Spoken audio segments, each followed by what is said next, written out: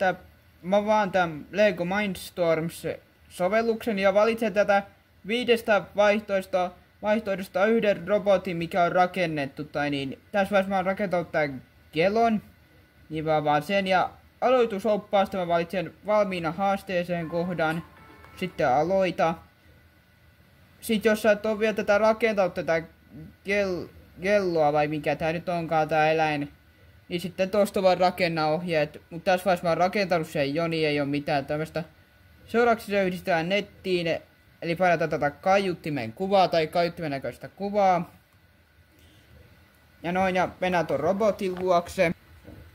Ja robotissa mä painan tätä valkoista näppäintä ekana. Tai painan vähän siitä noin. Ja sitten odotetaan, että se vähän käynnistyy tässä, niin.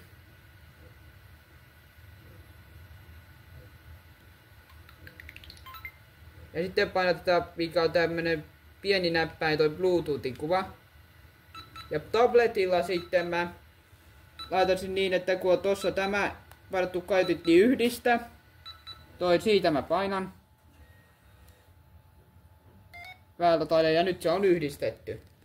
Ja eli tässä on nyt tää valmis koodi tai mikä onkaan tullut tähän näytölle.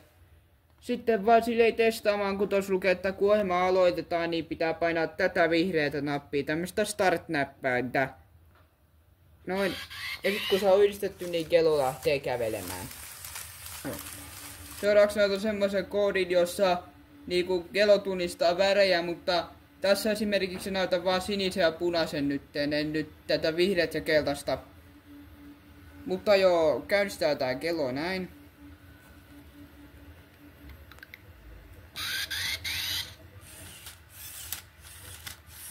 Noin, ja seuraavaksi me näytän tälle kellolle sinistä. Se tekee tommosen tempun. Seuraavaksi näytän punaisen.